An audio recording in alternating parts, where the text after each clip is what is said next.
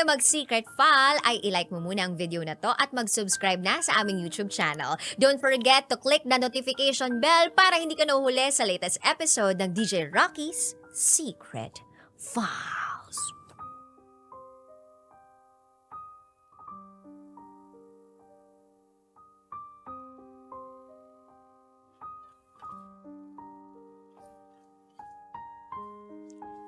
And now, it's time for DJ Rocky's Secret Files.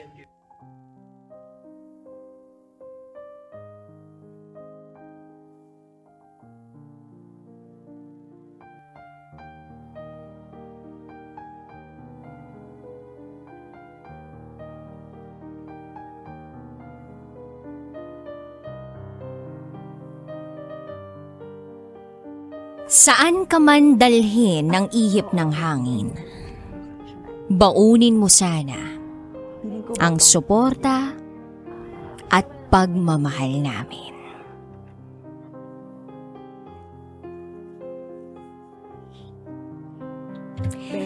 Hi DJ Rocky.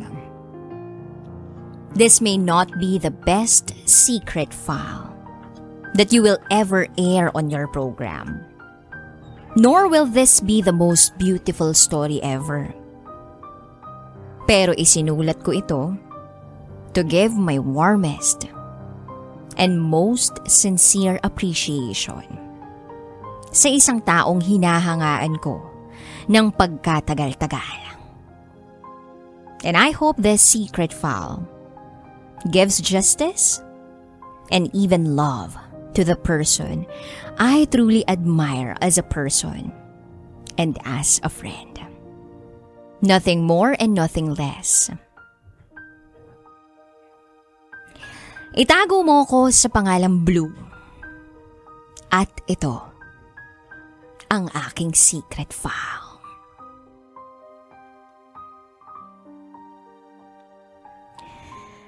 This narrative is not really about me. But this is actually for you, DJ Rocky. Matagal-tagal mo na rin kasi akong naging tagahanga. I've admired you ever since nasubaybayan kita on air at online. At walang halong mali siyang paghanga ko sa'yo, ha?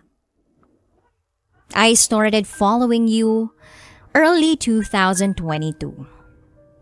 Simula noong basahin mo ang secret file na personal na kwentong ipinadala ko sa iyo noon. Yes, I was one of your secret file senders.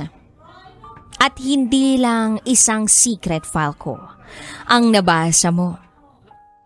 Marami, DJ Rocky. And through all these years, ikaw ang pinagkakatiwalaan ko ng mga kwentong hindi ko kayang ikwento ng harap-harapan sa ibang tao. I chose to hide my identity just like others similar to me who had no courage to shed our anonymous selves to the whole world. Dala-dala ang aming mga sariling kwento at sikreto, both good and bad secrets.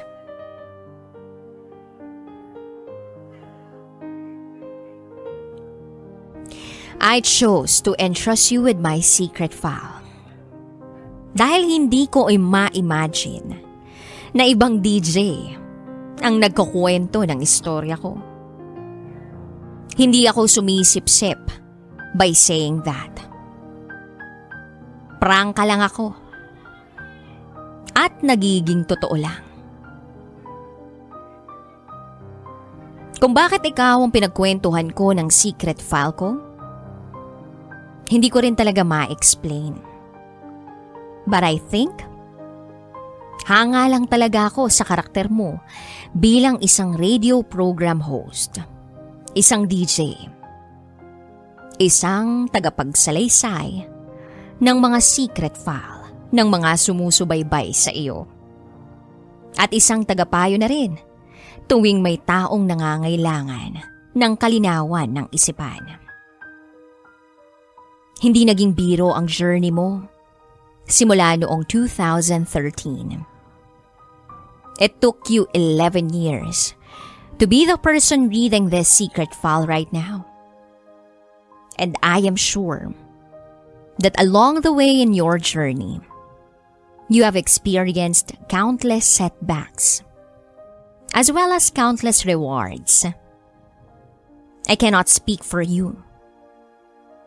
Pero if I try to fit myself into your shoes, masasabi kong ang dami mong napapasayang tao sa bawat araw na umeere ka. Sa bawat istoryang inilalahad mo. Sa bawat aral na ibinabahagi mo. At sa bawat joke na binibitawan mo. Kahit sa bawat dighay ng kabusugan mo na bumubulalas mula sa'yo on air. Hindi rin namin pinalalampas. Natutuwa rin kami. Kaya sumulat ako sa'yo today to figuratively give you your flowers. Deserve mo ang appreciation na pangmalakasan.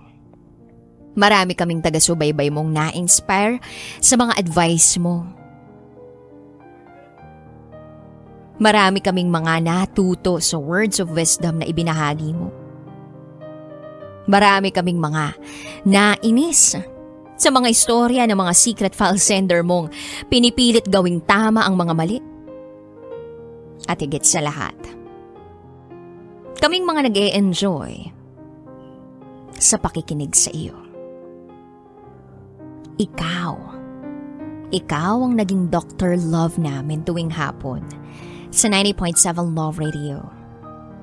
Ikaw ang tumayong entertainer at kape ng mga nagtatrabaho sa opisina tuwing 3:00 ng hapon. Ang naging alternate barker ng mga driver ng jeep, bus at SUV.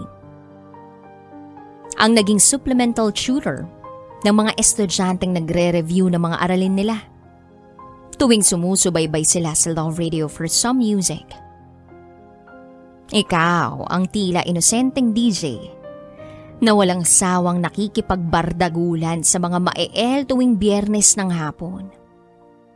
At ikaw rin ang naging sandalan ng maraming kabisyo nating nakare-relate sa mga kwentong ibinabahagi mo na naghahanap ng panandaliang yakap, panandaliang ngiti, o panandaliang haplos sa gitna ng balde-baldeng luha na tumatagas sa mga pagod nilang mata o mga pagod nilang mga mata at tuwing humaharap sa mga pinakamabigat na problema.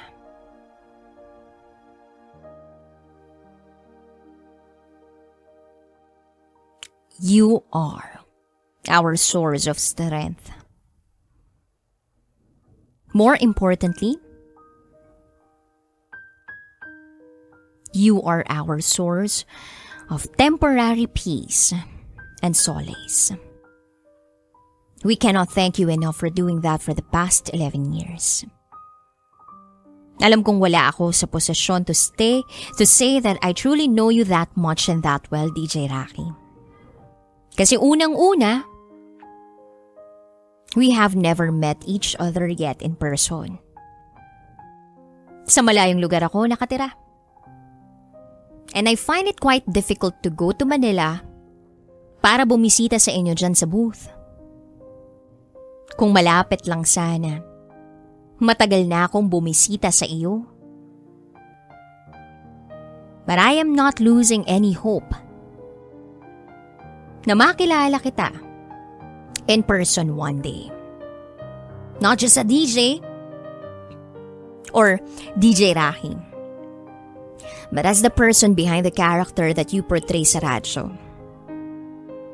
Above all, I look forward to getting to know you as a good friend of mine. Hindi ko malilimutan ang minsan mong nabanggit during a commercial gap sa Facebook Live na gusto mo rin akong makilala sa personal. It meant so much to me coming from you. Hindi rin ako makapaghintay para sa araw na yon. It would be an honor to meet DJ Rocky personally someday. Maybe nagtataka ang iba, and most especially ikaw, kung bakit biglaan at ganitong klaseng secret file ang ipinadala ko.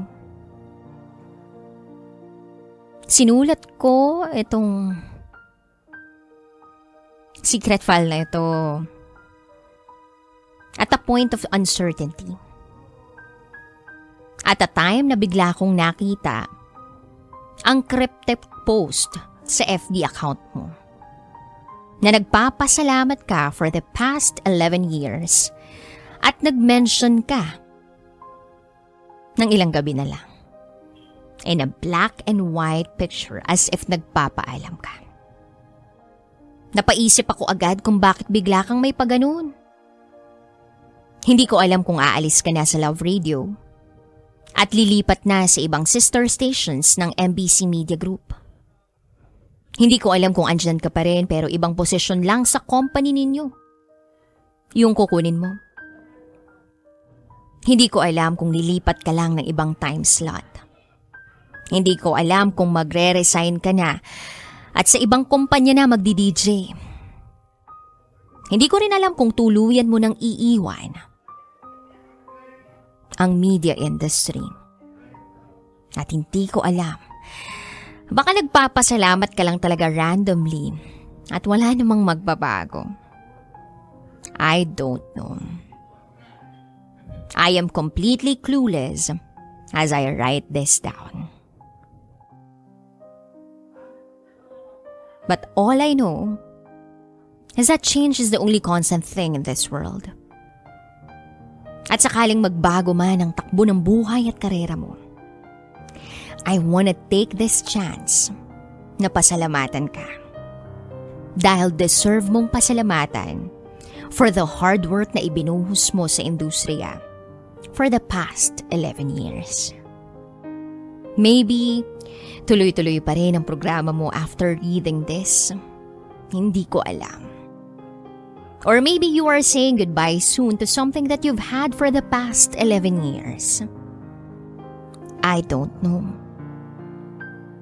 But whatever it is na magiging chapter mo o next chapter mo bilang tao, asahan mo na hindi ka namin bibitawan kailanman. Saan ka man dalhin ang ihip ng hangin, baunin mo sana ang suporta at pagmamahal namin. Whatever happens, next is up to God and Him alone. But I hope that when the time comes that everything is over, maalala mo sanang kahit minsan sa buhay mo, may isang bagay kang nagawang tama na hindi mo pagsisisihan kailanman. And that is by being you. Just you.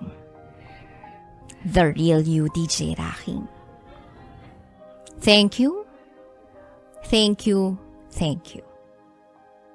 Mahal na mahal ka namin. Hanggang dito na lang po. Salamat. Muli, ako si Blue. At ito, ang aking secret file.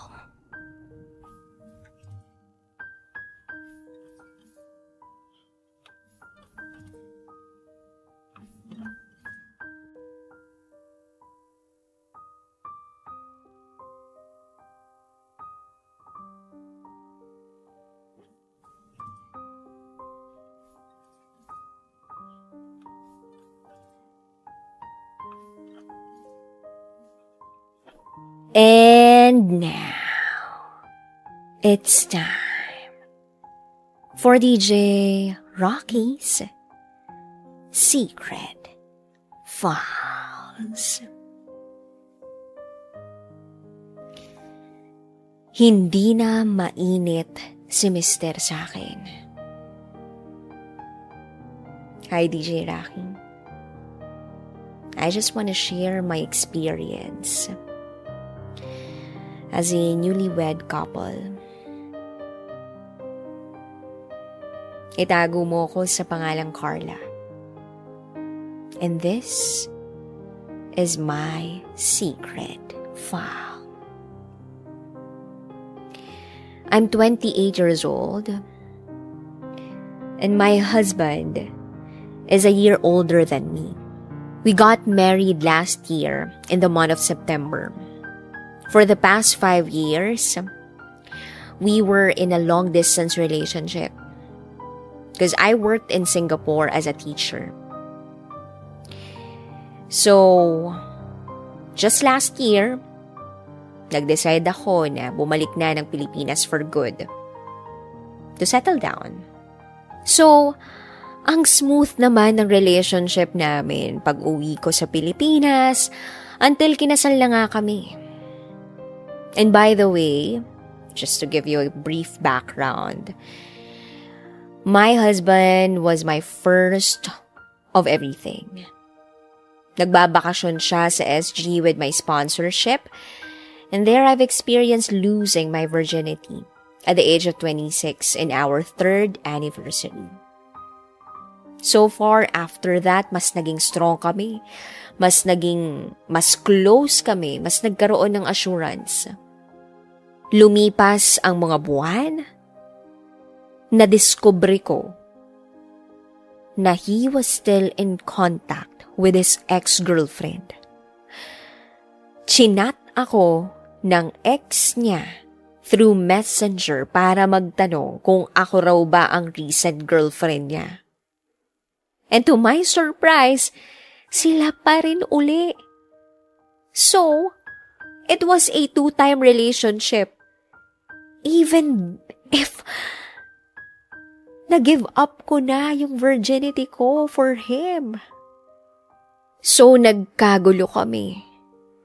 We had a big fight that almost cost us our relationship.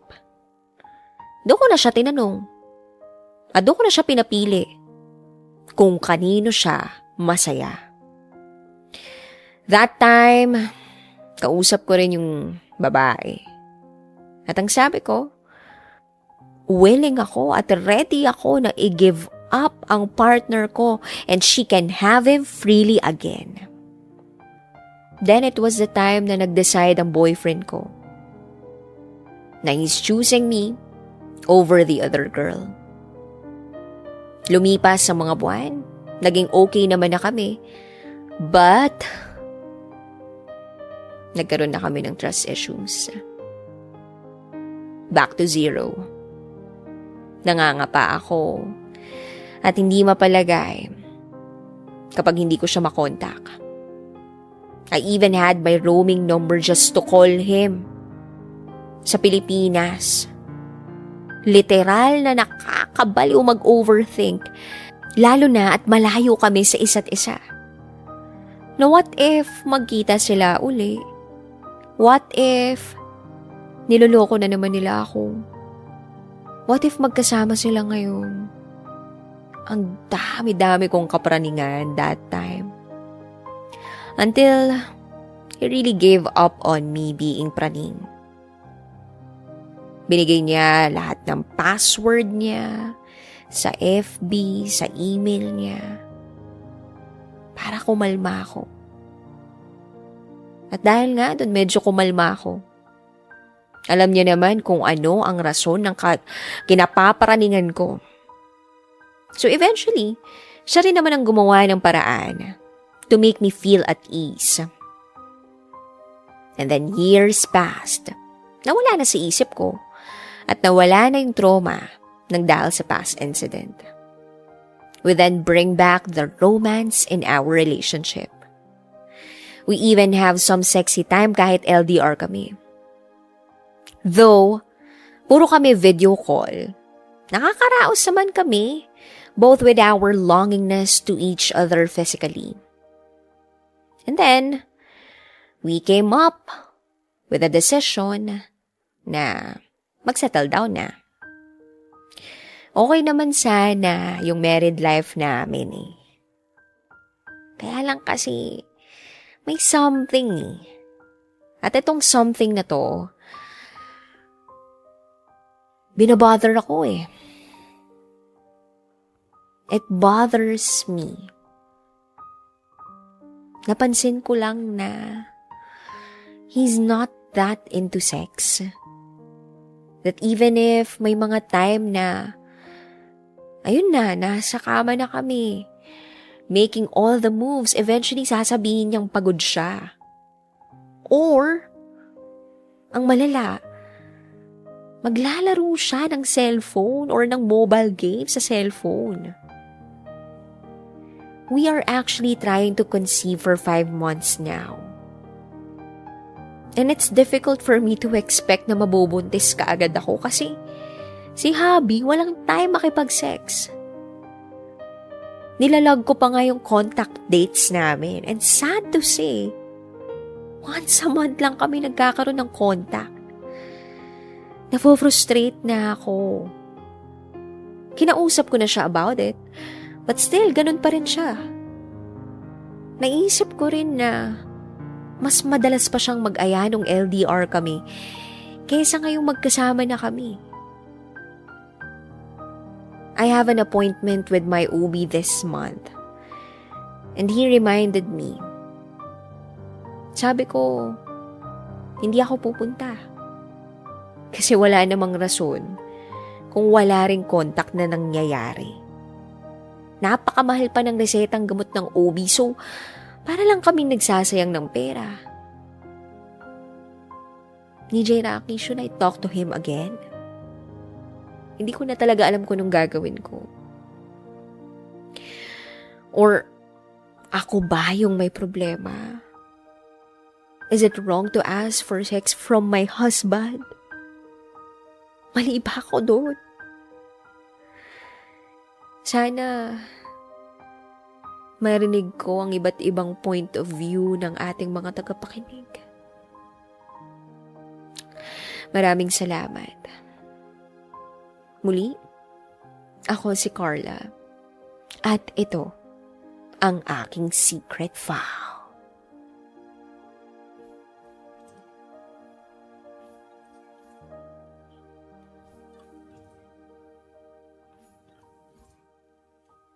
Hep, bago tayo mag-secret file, ay ilike mo muna ang video na to at mag-subscribe na sa aming YouTube channel. Don't forget to click the notification bell para hindi ka nahuhuli sa latest episode ng DJ Rocky's Secret Files.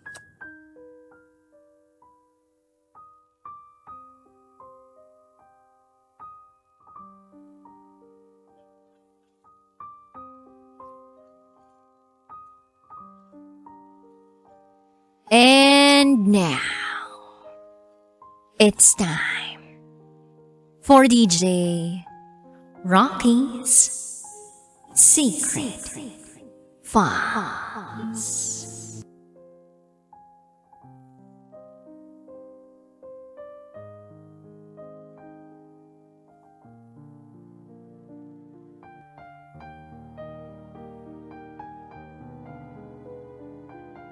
Cheater ang lahat ng naging boyfriend ko.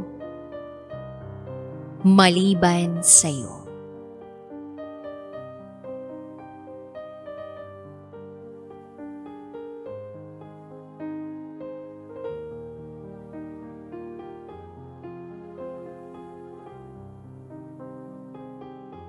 Hi DJ Rocky. Mula noong mapakinggan ko ang mga secret file mula sa'yo through TikTok, ay naging libangan ko na ito.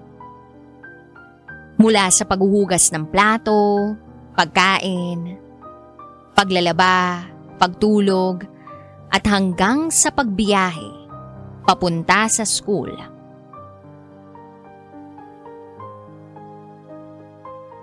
Grade 12 student ako ngayon. At sa edad kong ito, marami sa mga istorya mo ang relate na relate ako. Itago mo ako sa pangalang Rose.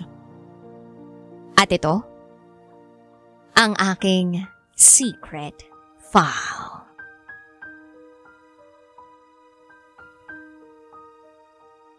Laking probinsya ako. Hindi naman naging mahirap ang buhay namin doon. Hindi rin naman naging mayaman. Kumbaga sakto lang. Dalawa kaming magkapatid. Ako ang panganay. Yung bunso, lalaki. Ang nanay ko ay single parent. Mag-isa niya kaming binuhay ng kapatid ko mula pagkabata. Hindi naman strikta si mama pagdating sa pakikipagrelasyon. Basta ang rules niya sa amin, dapat alam niya o kilala niya kung sino ang mga nakakausap ko at mga crush ko. Grade 8 ako nung una akong magka-boyfriend. And yes, hindi pa ako marunong sa pakikipagrelasyon. Ang una kong boyfriend ay itago natin sa pangalang Kiel. Nakilala ko siya sa isang online game noong panahon ng pandemya. At sa hindi inaasahang pagkakataon, kababata ko siya sa Cavite. Kung saan taga ron si mama. Nalaman ko rin, nakilala pala ni mama ang buong pamilya ni Kiel. Naging maayos ang relasyon namin kahit na LDR kami. Umabot kami ng 1 year and 7 months. Pero hindi naging madali ang lahat. Siya ang first boyfriend ko at the same time, siya ang first heartbreak ko. Year 2022. Umuwi kami ng Cavite dahil may namatay kaming kamag-anak. Doon nagkaroon kami ng chance ni Kiel na magkita ng personal. Hindi naman kalayuan ang bahay namin sa bahay ng tita niya. Then after ng ilang days, bumalik na kami sa probinsya namin. At mula noon, nakita ko ang pagbabago sa relasyon namin ni Kiel. Fast forward, nalaman ko na lang na may ibang babae siya. Nalaman ko yun nang buksan ko ang kanyang Facebook account. Hindi ako mahilig mag-open ng account ng ibang tao pero feeling ko kasi may kakaiba nung time na yun. Nung malaman ko, inamin niya rin sa akin na may iba siya. Ang masakit nga lang, yung ibang babae na yun, kapangalan ko pa. Nakipaghiwalay siya sa akin at pumayag akong maghiwalay kami. Hindi ko na rin kasi alam kung anong gagawin ko noong mga panahon nun. Kasi kung kailan pa kami nagkita, tsaka pa yun nangyari. Napapatanong nga ako sa sarili ko, pangit ba ako? Kaya niya nagawa yun? Na-disappoint ba siya sa akin nung una kaming magkita? Super close ko naman yung pamilya niya, especially yung sister niya. Naitago natin sa pangalang Ana. Si Ana yung naging karamay ko noong mga panahong yun. Palagi niya akong kinukumusta. Then after nun, nawalan na ako ng ganang makipag-usap sa kanila. Natapos ang pandemya, back to normal na. Bumalik na kami sa face-to-face classes. Then umakyat na ako to grade 9. Wala na kaming balita ni Kiel sa isa't isa mula nun. Wala rin akong ibang naging kausap pagkatapos ng nangyari sa amin. Sabi ko sa sarili ko, hindi na ako magseseryoso sa mga lalaki. Sinabi ko rin sa sarili ko na ayoko nang makikita ang sarili kong nagmamakaawa sa mga lalaki. Na wag lang akong iwan. At doon na ako nagsimulang maging lalakero. Hindi ako cheater. Like kahit may boyfriend, nakikipag-usap pa sa ibang lalaki? Hindi ganun. Then grade 10 ako nung pumasok ako uli sa isang relasyon. Itago natin siya sa pangalang Den. Si Den ay tropa ng boyfriend ng kaibigan ko nung nasa grade 7 pa ako. Siya rin yung nirereto sa akin ng mga tropa niya. At tropa ko dati. Kaya lang, nung panahong yun, wala pa akong alam sa pakikipagrelasyon. Kaya dinedma ko siya. May dalawa akong kaibigan at may dalawa rin siyang tropa. Sila ang naging magkakarelasyon ng mga panahong yun. Kami talaga ni Den ang hindi naging magjowa. So fast forward, niligawan ako ni Den. Pero bago yun, nalaman kong ini-stalk na pala niya ang Facebook account ko. Sinisave niya yung profile pictures ko. Dahil dun kinilig ako. May secret admirer pala ako. Hindi nagtagal, naging kami ni Den. Pero hindi pa rin nawala sa isip ko yung itinatak ko sa utak ko dati pa na hindi na ako magseseryoso uli sa lalaki. Dahil baka matulad na naman yung nangyari sa amin ni Kiel. Wala pang isang buwan nung sagutin ko si Den. Naging maayos naman ang pagsasama namin. Kaya lang, ayaw sa kanya ni Mama. Hindi ko alam kung bakit. Pero, hindi ko na rin inalam. After 2 months ng relasyon namin, nalaman ko na may nakakalandian siya na classmate niya. Nahuli ko sila sa room nila na nakaupo ng magkatabi. Hindi niya ako nakita. At hindi ko rin sinabi sa kanya na nakita ko siyang kasama yung babae niya. Na nakapatong sa kanya. Oo, DJ Rocky. Kasama niya yung babae.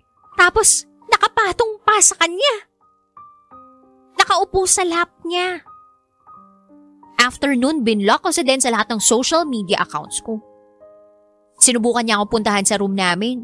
Palagi niya akong inaabangan sa gate para kausapin. Pero iniwasan ko siya. May kaibigan ako matalik. Siya lang ang nakakaalam kung bakit hindi ko na pinapansin si Den. At nalaman ko na sinabi kay Den ng friend ko lahat-lahat kung bakit ko siya iniiwasan. Pagkatapos nun, hindi niya na ako kinulit. Then nalaman ko na officially sila na nung babae na nakita ko nakapatong sa kanya. Affected na affected ako nun. So kinulit ko si Mama na umuwi na lang sa Cavite. Gusto ko doon na lang ako magpatuloy ng pag-aaral ko ng grade 10. Pumayag naman si Mama. Kasi nakita niya na hindi na ako kagaya ng dati.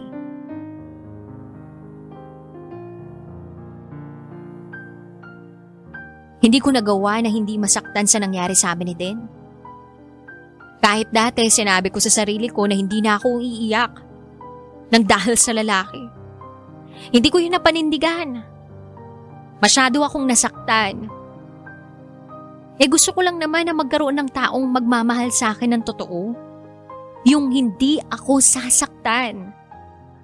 Kasi ayokong maranasan yung mga naranasan noon ni Mama sa tatay ko. At yun din naman ang gusto ni Mama para sa akin. Kaso wala eh. Malas yata ako pagdating sa lalaki. Mukhang minana ko yun galing kay Mama. At sa desisyon naming lumipat sa Cavite, parang ramdam na ramdam ko na sa Cavite ko makikilala ang lalaking magpapabago ng pananaw ko sa pakikipagjowa.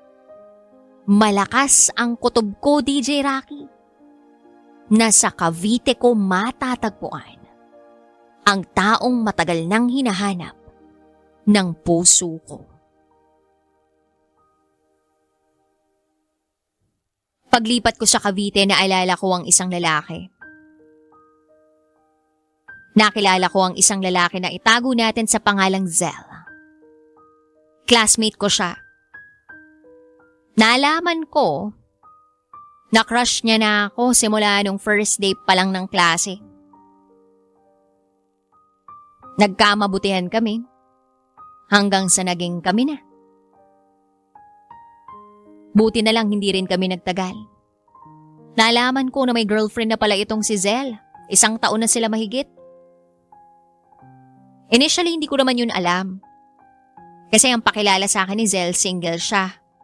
Yun din naman ang sabi ng mga tropa niya. Nalaman ko na lang din na hiniwalayan niya pala yung girlfriend niya para lang ligawan ako. Pero nung malaman ko yun, hindi ako nagdalawang isip na hiwalayan siya. Kasi alam ko kung gaano kasakit maloko at masaktan ng kapwa babae.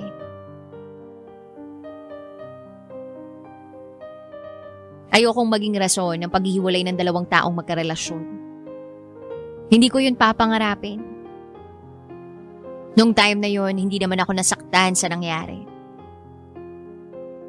Pero mas nasaktan ako sa nangyari sa ex-girlfriend ni Zel na naiwan sa ere ng dahil sa akin. Fast forward, grade 11 na ako. December 2023, nakilala ko naman si Sean. Yun ang totoo niyang pangalan. Ayokong itago ang pangalan niya kasi proud ako sa kanya. Grade 12 siya, grade 11 ako. Palagi kami nagkakasalubong sa daan. Pero hindi kami nagpapansinan kasi hindi pa naman namin kilala ang isa't isa. Hindi siya sobrang gwapo pero malakas ang apil niya. Malaki ang katawan niya. At magaling pumorma. One time, niyaya ko siyang lumabas. December 25. Christmas Day. Para magsimba sa baklaran at gumala na rin. Sa mga oras na yun, magaan ang loob ko sa kanya.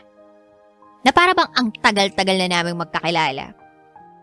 Hindi pa doon natatapos ang pagkikita namin. Kasi nasundan pa yun ang nasundan. Sunod-sunod ang labas namin ni Sean after class. Niyayaya niya ako para kumain sa labas. Hindi pa kami DJ Rocky pero pakiramdam ko kami na.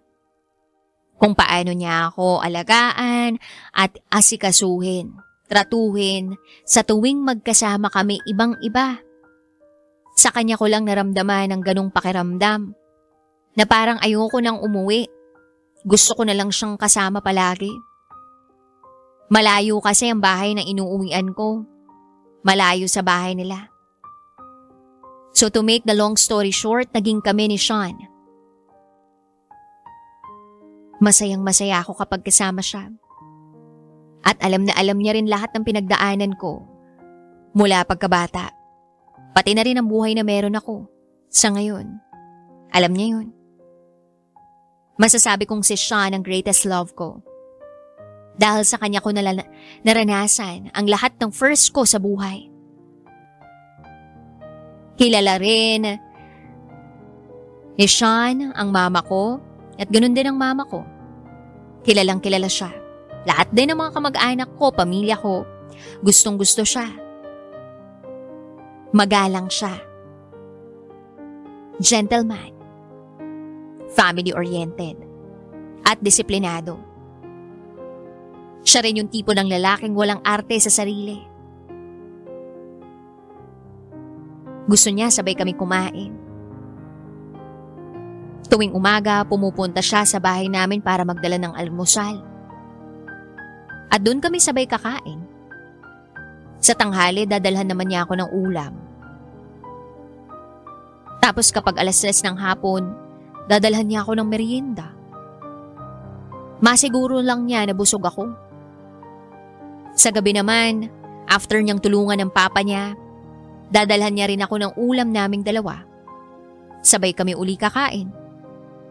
Ganyan ang naging setup naming dalawa araw-araw. Kung noon 52 kilograms lang ako, ngayon 62 kilograms na. At siya naman kung dating 62 kilograms, ngayon 78 kilograms na. Diyos ko, kailangan na siguro namin mag-diet. Pero ganun pa man, Hindi niya yun pinapansin. Kasi masaya naman daw siya kapag ako ang kasama niyang kumakain. Bago din siya umuwi sa bahay nila, hindi niya nakakalimutan ang pag-iigib.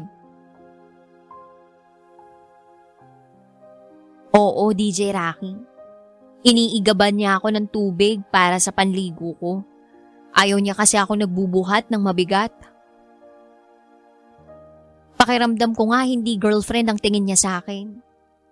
Parang asawa na. Hindi man perfect ang relasyon namin. May mga away at mga tampuhan. May mga pagkakataon ding dumarating kami sa puntong gusto naming hiwalayan ang isa't isa. Pero hindi naman yun nagtatagal. Agad din naman akong sinusuyo ni Sean sa bahay. Nagdadala pa nga ng pagkain. Basta palagi niyang ipinaparamdam sa akin na mahal niya ako. At sa kanya ko lang din naramdaman na hindi ako dapat matakot. Na ang relasyon ay pwede namang maging payapa.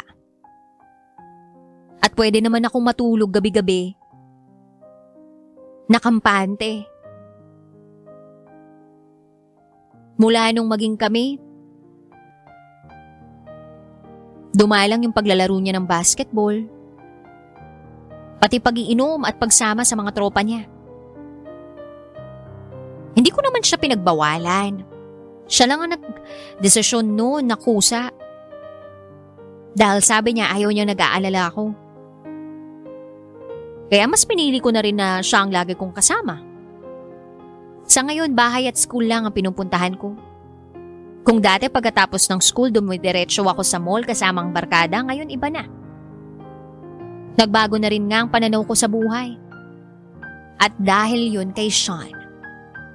Kaya sabi ko sa sarili ko, hindi ko iiwan si Sean. Hindi ko siya sasaktan. Bukod sa swerte ako sa kanya, swerte rin ako sa pamilya niya. Dahil napakabait nila sa akin. Si Sean ang naging pamilya ko dito sa Cavite. Dahil si mama at ang kapatid ko, bumalik sa probinsya. Yung hiniling ko kay Lord na lalaki, higit pa ron ang biyayang ipinagkaloob niya sa akin. Masasabi kong worth it ang lahat ng panlulokong naranasan ko sa mga una kong nakilala. Pero ganun pa man, nagpapasalamat pa rin ako sa lahat ng mga naging ex-boyfriend ko. Kasi natuto akong magmahal ng tama. Na ngayon ay ginagawa ko na sa taong mahal na mahal ako. At ngayon masasabi kong deserve ko talaga ang pagmamahal na tinatamasa ako ngayon. Kung naririnig man ito ni Sean, gusto kong sabihin sa kanya na thank you. Thank you kasi dumating ka sa buhay ko. Thank you kasi sa kabila ng topak at ugaling meron ako, hindi mo ako iniwan. At thank you sa pagmamahal mo sa akin at sa pag-aalaga. Hindi mo alam kung gaano ako kaswerte sa'yo. Paano ba naman? Cheater ang lahat ng naging boyfriend ko, maliban lang sa'yo. Ika nga sa kanta, you are my only exception. At dahil doon, deserve mo rin ang pagmamahal ko ng buong buo. Mahal na mahal kita, Sean. Mahal na mahal. Sa ngayon, mag-iisang taon na kami ni Sean sa darating na March 24. Sana tumagal pa ang aming pagsasama at manatiling tunay at tapat ang pagmamahalan namin sa isa't isa hanggang dulo. Hanggang dito na lang, DJ Rocky. Muli, ako si Rose. At ito, ang aking secret file.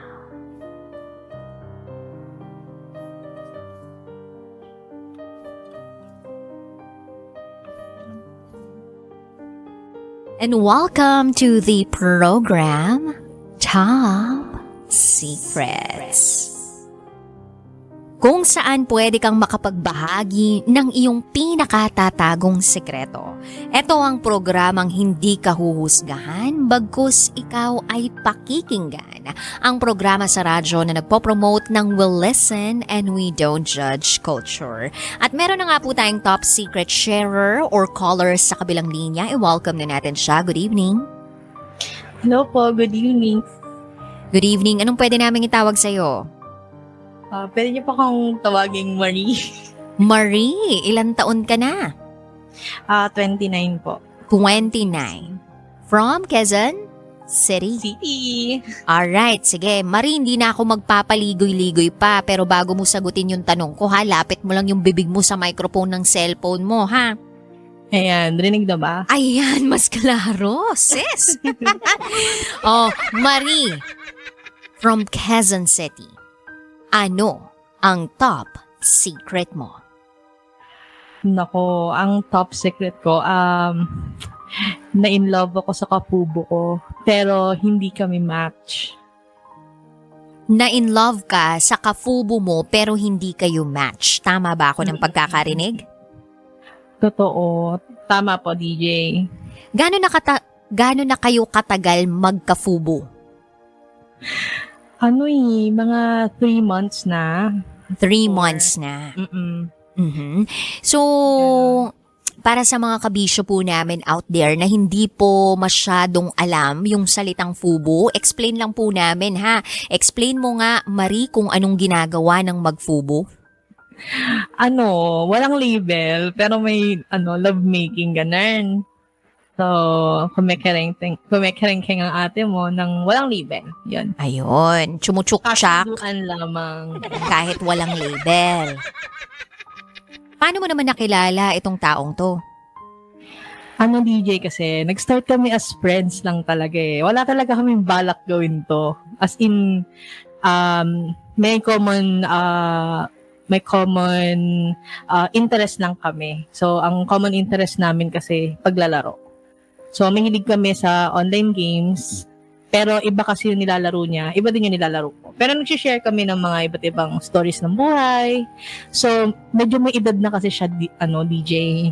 So, anong edad ba nito, if you don't mind me asking? 42. 42 years old. 42 years old. Mahilig pang maglaro. Mahilig maglaro ng kahit ano. Tsaka tumatayo pa talaga, no? Lumalaban pa, Mare. Okay, so Marie, nagsimula kayo sa pagiging parang magkaibigan through online games. Oo, nag-start kami bilang friends talaga. Mhm. Wala naman talaga to sa balak namin eh. Nag-start lang talaga kami sa kwentuhan, tungkol sa mga computer, tapos nagkagaanan ng loob, tapos nag-decide lang kami mag-coffee. Isang beses, nag-coffee lang kami para mag-meet. Tapos ang wholesome, like everything's wholesome. Ang seamless nung conversation, parang hindi pilit. Parang gano'n. Mhm. Yung kwentuhan namin, yung mga sharing namin ng ideas, sharing namin ng mga bagay-bagay. Tapos hindi namin alam kung paano kami napunta sa ganung setup. Like bigla ka So, na lang nadulas dun sa ano niya, ganun? Para kami dahil nga sa sobrang seamless nung kwentuhan namin, napag-usapan namin yung ganung topic. May plano kasi kami mag-staycation talaga. Wait lang, ano yung So, topic na yun na napag-usapan ninyo? Nag-start lang yan sa yung mga nakikita namin. Kasi meron kaming social media na chine-check.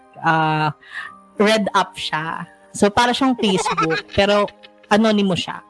So, parang, nakita mo ba sa R? Ganon, yung mga ganitong klaseng bagay. So, napag-usapan namin yung mga bagay-bagay. So, insights namin regarding sa mga fetishes, ganon. So, nag-init lang ang mga ate nyo, guys, at ang kuya nyo, guys. So, hanggang nagkasundo kami na parang, sige, meet tayo, try natin. Ganon. Tapos, doon na nag-start lahat. So, nung first time, nakakagulat so parang lahat ng mga na-experience ko before, parang tinalo ni Hot Sexy Manong. Tawagin natin siya si Hot Sexy Manong. So, ayun. Pakiulit nga, anong tawag mo kay Manong? Hot Sexy Manong? Sexy Manong. Kasi hindi siya mukhang 42. Like, Parang he looks younger. Parang konti na lang magiging mangkanor na siya. hindi naman pupunta sa gano'n. Kasi he looks pretty decent. As in, wala talagang itsurang manyak. So, nung ginagawa namin yung deed, sobrang, oh my God, parang, sabi nila, di ba? Old, ano yung parang yung, fine like an old wine. Parang ganun. Oh, okay. Pero nung first time ninyo na gawin So, yon, ganito. wait So, lang. nung first Marie, time Marie, Marie, namin- Marie. Yes. Nung first Hello? time na ginawa niyo yon, walang kahit anong bahid ng espiritu ng alak sa sistema ninyo. Wala. Basta you guys just decided na parang, oh, let's do it kasi napag-usapan natin. Parang nag-init na kayo doon, kaya napunta kayo sa sitwasyon na yon. Oo, Mars. Tapos, ang eksena pa nga nun, parang nahihiya pa ako kasi first ever ko yung gagawin. Kasi yung mga jowa ko lang talaga yung mga nakaka-eksena ko ng gano'n, nakaka-careless whisper ko. Eto nga. So, first time. Ngayon, nung first time namin, afterwards, nagkaroon kami ng fixed schedule. Naggagawin natin to every Tuesday. So, naka-schedule lang, Mari mo. So, every Tuesday, ganitong araw sa ganitong lugar. Ang So, ganun tindi yung mo, naging ha? schedule namin. Friend, kasi parang ang nangyari kasi, parang nagustuhan ko siya. Parang, kasi hindi ako nagkaroon ng ganong klaseng experience before eh. Parang Bakit sa ano akin bang kasi ginawa parang- niya sa'yo? Like parang ano yung kakaiba dito sa lalaking to kay hot sexy Manong na wala dun sa mga past relationships mo? Siguro yung pagiging passionate. Kasi ganito yan narinig ko to sa ibang guys na friend ko na sabi nga nila, habang tumatanda ka, nagiging more passionate ka sa paggawa ng deed. Nagiging mas inuuna mo yung babae kesa yung pangsarili mo. Yun lang ang naririnig ko ha. So I don't know if you have, hindi ko naman nilalahat din, pero sinasabi lang nila na gano'n, nakikwento nila na habang tumatanda ang guy, mas nagiging passionate sila sa deed.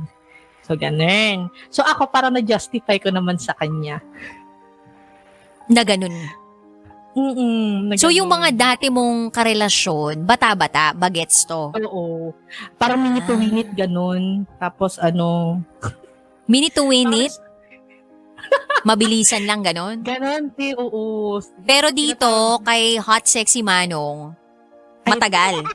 Matagal talaga, friend. Siguro mga 30 minutes. So dahil doon, tumatak talaga siya sa'yo, tas nag-schedule na kayo. Nag-schedule kami na parang, ay, gawin natin every Tuesday. Kasi parang ang nangyari, parang, ewan ko, siguro sabi nila, hindi mo din naman gagawin kung hindi mo nagustuhan. Parang ganun. Oo. Pero nung una, wala ka talaga nararamdaman para sa kanya. Oo, sabi ko nga, ang sakit, sabi ko sa puso ko, eto, totoo na to, walang mararamdaman, walang feelings, eksena lang talaga, as in, porn star lang kung porn star. Pero, hindi naman talaga. Ang talaga is yung aftercare, ganun. Tapos, nag-check on yun siya, parang, kumusta ka naman? Ano nararamdaman mo? Did you like it? Parang ganun. So, parang sa akin, bukod sa pagiging passionate niya, naging intimate siya as time goes by. Mhm. Sundan, minsan nagta-twice a week. parang hindi na din yung hinahanap-hanap namin, hindi lang yung deed, pero yung companionship namin sa isa't isa. Mhm. So, paano mo nasabing hindi kayo match? So, you guys are doing all of these things, nandyan yung intimacy, gumagawa kayo ng isang bagay na ginagawa ng dalawang taong nagmamahalan, but then again, biglang parang sabi mo, hindi kayo match. Bakit? Hindi kami match. Kasi siguro sa time, sa age, ganun. Tapos, syempre, kasi si Manong sa totoo lang married siya on papers. So, meron siyang kinakasama. Hindi naman kinakasama. Married lang siya. Pero hindi na. Separated na sila. Pero, kahit anong gawin kasi, still married. So, yun yung sad dun. So, Marie, etong kafubo mo ay kasal pa rin hanggang ngayon. Hindi pa sila annulled nung kanyang asawa. Hindi pa. Pero sinabi niya ba sa'yo na talagang separated na sila? Wala na silang communication? On papers na lang. May anak ba sila? Wala silang anak. So tuwing Doon kailan, nakakatalo. saan kayo nagkikita? Saan kayo nag-uusap? Saan nagaganap ang mga eksena? So, sa QC. Sa QC kami nagkikita. Around QC. Minsan, nagpupunta kami Antipolo. Pakalayo-layo sa layo sa mga bagay-bagay. Ganun. Minsan, kusan sang city. Minsan, Manila. Ganun. Pero never ka pa niyang inimbita sa bahay nila? Hindi talaga pwede. Hindi ko rin bet. Ayoko din. Mhm. Kasi parang sa akin, parang kasi since nag-meet lang kami sa our app, parang gusto ko pa rin ng privacy, ganon. So, hindi niya alam yung address ko, hindi niya alam yung address ko, hindi ko alam yung address niya, parang ganon. Pero alam namin kung saan kami nakatira, kung saan lugar. Pero yung exact place, hindi talaga. Parang napagkasunduan namin na, ito yung boundaries ng kasi nga, di ba, iniiwasan ko nga ma-in love. Pero na-in-love ka? So, yun nga doon ako natalo, friend. Pero Marie, ngayon, nagkikita pa rin kayo? Oo, as in. Parang naging intimate kami sa isa't isa when it comes to communication, when it comes to the deed. Parang nahanap namin yung companionship sa isa't isa sa totoo lang. So, hindi man siya directly love, pero yung na-feel namin yung kakulangan ng isa't isa. Kunwari ako, parang deprived ako sa mga ganon deed, or minsan sa pagiging, kasi alpha female ako, Rocky. It means na bilang babae, ako yung lagi nagli-lead. Pero this time kasi parang na-feel ko na ako yung princess, parang ganon, ako yung Pinagsisilbihan, Oo. inaalagaan. Ako yung princess talaga dito, girl. So parang at the same time sa kanya naman, na-feel ko yung companionship. Yung feeling niya kasi na bilang isang lalaki kasi na sa ganong edad, ina-expect kasing maging vulnerable ka. 'Di ba? Pero kasi yun yung other way around niya. So ako okay lang. Dito ako yung kakampi mo kahit yung mundo niya is puro na siya kalaban, puro na siya kaaway. So ganun. So talagang lumalim yung friendship na meron kayo, companionship, yung intimacy nandun. Ang tanong ko sa'yo, Marie, anong plano mo ngayon? Nako, hindi ko alam. Hindi, actually, under control pa lahat. Under control pa lahat. So open ka naman into dating other men? Oo naman, hindi naman ako nagko-close ng doors. Pero kasi, parang feeling ko kasi, nung nakilala ko siya, nag-step up lahat ng standards ko when it comes to conversations. Kasi hindi lang siya basta-basta conversation eh. Madalas kasi pag may kausap ka, yung reply na lang sino kausap mo, hahaha, na. Kumain ka na, baka inin kita, mga ganun. So sa kanya kasi, we seamless talaga yung conversation. Like, we can talk anything under the sun. So, it could be educational, politics, religion, games. So, parang ganun yung bond namin dalawa, which we find parang napaka-seamless talaga ng lahat. Yun lang yun. As in, So, meaning, kumbaga, hindi kayo match dahil technically, kasal siya. Tama ba? yun, hindi kami match kasi kasal siya. Pero, in terms of likes or kumbaga sa personality o character na meron kayo, palagi mo match kayo. Match as in super. Meron ka bang timeline dito sa setup ninyo? Ano pa? Sorry? May timeline ka ba para dito? Like, sige, after 6 months, talagang dapat makawala na ako dito, yung ganon? Actually, napag-uusapan namin to eh. Parang ang napag-usapan namin is parang Lumalayo ka sa mic mo, ah. Lapit hello. ka. Yan. Ayan, okay naman. So, ang napag-usapan namin is not really about stopping, but i-enjoy lang namin kung ano yung meron kami so far. Pero kasi, syempre nga, bilang isang babae at bilang talo, gusto ko nang itigil. Pero kasi hindi eh. I mean, yung comfort na nakukuha ko from him is different. Marie, may tanong ako sa'yo. Sabi mo, okay, i-enjoy na lang namin. What if doon sa kalagitnaan ng enjoyment ninyo, biglang makabuo kayo, mabuntis ka? Palagay mo ba, pangangatawanan ninyo pareho yung mismong bata? Or may ginagawa ba kayong paraan para hindi kayo makabuo? Rocky, maniniwala ka ba na napag-usapan namin yan? Na kung sakali na makakabuo kami, itutuloy namin. Itutuloy ninyo kung sakaling makakabuo kayo. Parang ang ano kasi niya is parang kung dumating man siya para sa atin. Rocky, meron akong PCOS, nagpipils ako. So, ang ano kasi, di ba, kung sakaling matuloy, ibig sabihin para sa amin siya. Napag-usapan namin siya. And okay lang ba sa'yo yun na, okay, itutuloy ninyo yung bata, pero how about parenting the child? Yun din, napag-usapan na rin namin kung paano yung parenting, paano yung finances, and whatever. So parang andun na kami, as in ready na, as in super. So, co-parenting yung magiging labas ninyo. At some Oo. point ba, umaasa ka na panindigan ka nitong lalaking to at sabihin niya sa'yo na, sige magpapaanal ako at tayo na lang dalawa? Ako hindi. Una sa lahat, Rocky, hindi na talaga ako after commitment sa kahit kanino. Kumbaga yung trauma ko sa past relationship, tinigil na yung desire ko na magkaroon ng partner for life. So, ako, parang nilabel ko yung sarili ko na hanggang dito na lang siguro talaga ako. Parang ganun. Pero hindi naman ako nagko-close ng doors, ha. Ibig sabihin, ito lang ako ngayon. Siguro baka dumating yung point na baka nga may bigay si Lord na magpapabago ng baka pananaw ko sa buhay. Pero yung sa akin, hanggang dito lang ako. I already draw the line. Parang ganun. At masaya ka naman dyan. Ngayon, oo. Masaya ako, kontento ko eh. Pero feeling ko kasi may kaakibat tong sakit in the future. Pero I love to live the moment. Kasi mahirap eh. Mahirap. Parang kumbaga sa sobrang fuck up na ng buhay ko. Parang dito na lang ako kasi dito ako comfortable, dito ako masaya, dito ako, ganun ba? Mhm. So, kung meron kang mensahe para sa sarili mo, 5 years from now, pwede ba bigyan mo ng mensahe yung sarili mo 5 years from now? Uy, naririnig ko, may feedback ako dyan sa'yo. Nag-e-echo yung voice ko. So, baka Sorry, pwedeng... yung headset ko yata yun. Ayan, i-ano mo muna, mute mo muna yan. So, eto nangyari lang to sa programa ko na nagbibigay ka ng mensahe para sa sarili mo. Hindi para dun sa taong involved, kundi para sa sarili mo. So, Okay. 5 years from now, kakausapin mo sarili mo, ano yung ibibigay mong mensahe. Go ahead.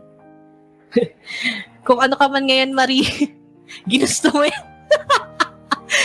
Hindi. So, Marie, kung ano naman yung pinagdaanan mo before, yun yung nagpatatag sa'yo kung anong meron ka.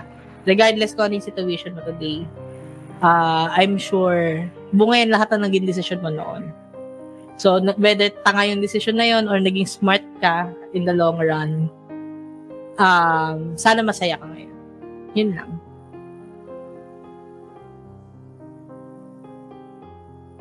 Ayun. So, Thank you so much, Marie, sa pagtawag mo. May gusto ka pa bang sabihin? wala na. Thank you. Salamat din sa pagbabahagi mo ng iyong top secret, ha? Okay. Thank you so much, DJ. Tagal natin di nagkwentuhan, ha? Diba? Iba ka. Nakod. Ay, nako. Anyway, Marie, maraming salamat sa iyong pagtawag. And thank you for trusting me and this program. Thank you, DJ. Thank you, guys. Bye-bye. Ayan. God bless you, ha. Sana bigyan ka ni Lord ng gift of discernment para mas malaman mo kung ano yung mga desisyong gagawin mo sa life. Thank you po. Bye-bye. God bless. Bye.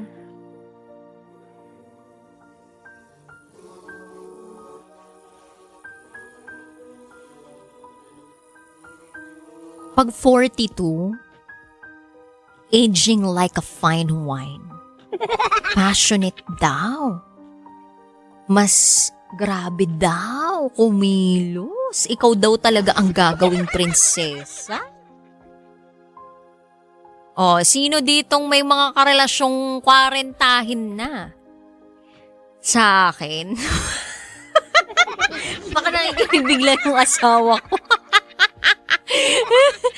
Ang masasabi ko lang, masaya ako ngayon sa buhay ko.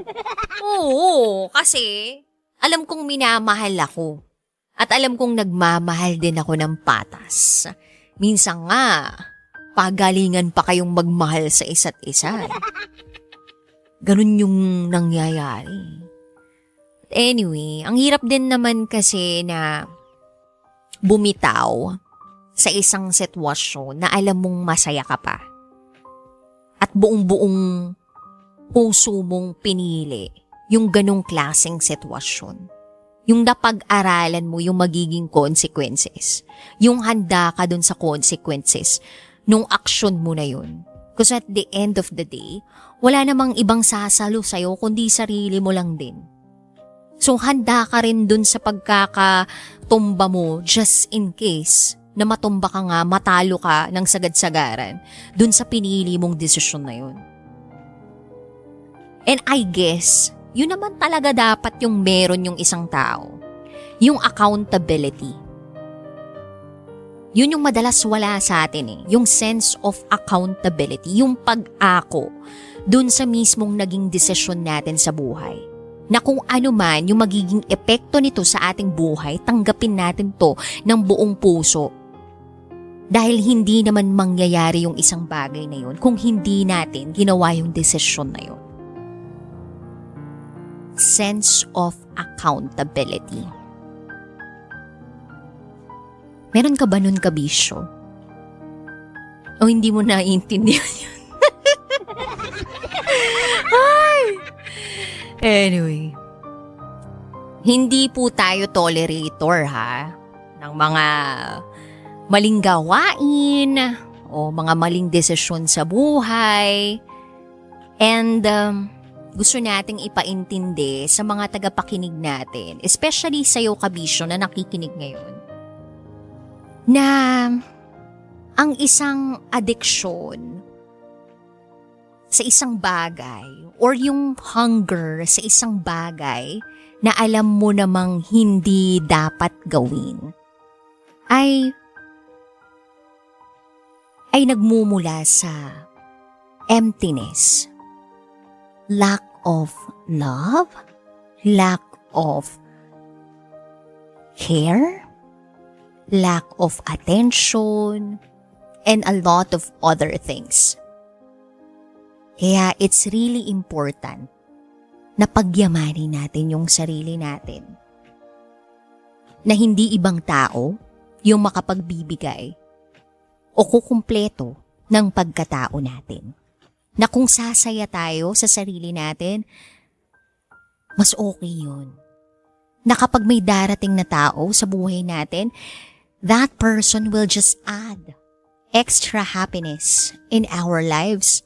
Hindi yung sila yung kasiyahan natin o hindi yung sila yung kukumpleto sa buhay natin. Kung may dumating man, thank you, Lord. Thank you for this additional blessing in my life. I'm already blessed. Pero itong taong tong pinarating mo sa akin, this is an additional blessing.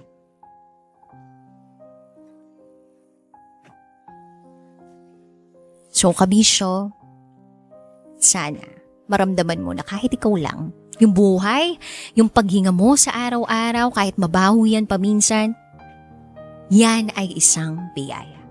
And if you feel na isa kang malaking biyaya, at kapag may dumating ay isang biyaya, well, extra blessed ka. At kung gusto mo pa na makatanggap ng biyaya, magbahagi ka sa iba. I-Gcash mo ko ngayon na. Charot, darot. O siya na nga. Sige na. I gotta say GTG as in gotta go. Bukas po ulit magsama-sama tayo. 9:00 ng gabi hanggang hating gabi. Nakapiling po ninyo ang inyong Basa Princess DJ Rakitera. At ikay nakatutok sa 90.7 Love Radio. Kailangan pa bang i-memorize yan? Basic. This is Top Secrets. Metro's #1, Metro's #1, Love Radio. Mas kontrobersyal, Winersa niya ako. mas pinainit, Ramdam ko ang halik niya sa leeg ko, bababa sa aking. at mas pag-uusapan. Tinanggal niya bigla yung panty ko. Mga sikretong dito mo lang mapapakinggan. Top Secrets. Top Secrets. Top Secrets. Top Secrets. Hi, Kabisyo. This is Top Secrets. Kasama pa rin si DJ Rakitera, ang Basa Princess ninyong lingkod at tagapagprotekta ng inyong pinakatatagong sekreto. Your secrets are safe with me at kapiling pa nga rin natin ang ating Top Secret Sharer, rated SPG edition na si Jay from Taguig. Ang kanyang sitwasyon ay hindi niya alam kung bakit ang kanyang asawa ay hindi na ginaganahan sa pakikipagsiping sa kanya. At the same time, hindi na raw tumatayo si Junjun. Hi Jay, nandiyan ka pa ba? Yes, nandito pa. Buhay na buhay pa. Ayun, buhay na buhay pa. Alam mo, parang may humahangin ng mikropono ng cellphone mo. Ay, ikaw ba yon? Oo, medyo mahingal. Mahingal. Okay. Tapat mo naman yung bibig mo sa cellphone mo, sa mikropono ng cellphone mo. Ayan. Gusto naming malaman kung ilang taon na yung asawa mo. I mean, yung partner mo. 34. 34 years old.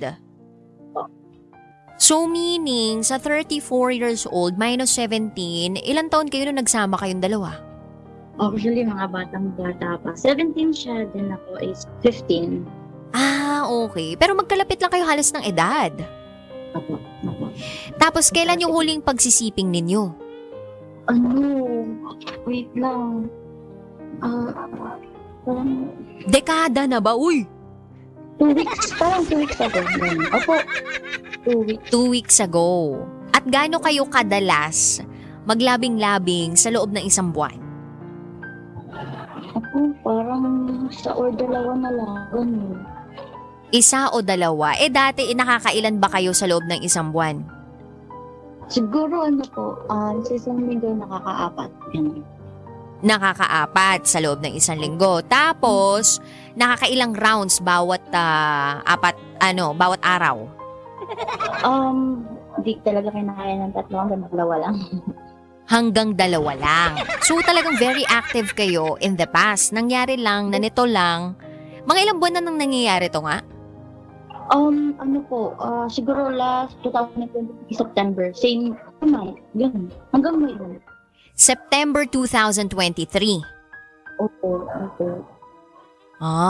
September 2023. Ano-ano yung mga pakiramdam mong rason kung bakit hindi naganado si Mister? Naintindihan ko sa part niya na minsan napapagod siya kasi madaling araw na siya nakaka-uwi dito, galing trabaho. And, ayun, siguro kasi, pakiramdam ko rin sa kanya is, siguro normal na siguro yung gano'n na nawawala ng gana. Then kasi minsan pakiramdam ko din sa sarili ko na gano'n din ako. Minsan hindi kami nagkakatagpo. Yung minsan gusto niya, then ako ayaw ko. Minsan gusto ko, then siya ayaw niya. So minsan, pag-uusapan din namin na, paano kaya tayo yung pag gusto natin pareho. Natatawan lang kami pareho kasi hindi naman siguro mapapaisip na meron ng iba or mayroon siya pinaglamasama iba kasi kilala ko naman siya. Not unless yung dati may ganun issue. Pero ngayon, hindi din namin alam pareho. So, parang sa pamamagitan ng tunong programa na parang gusto ko lang din makaalam. Baka yung iba nakaka-experience ng ganito sa edad namin na ganito. Baka may mga ganitong experience din yung iba na nawawalan silang pareho ng ganas pagdating sa labing-labing ko. Like, ganun. Kahit na po minsan pinipilit ko siya, yung pinipilit kong patuyuin yung ginggin niya.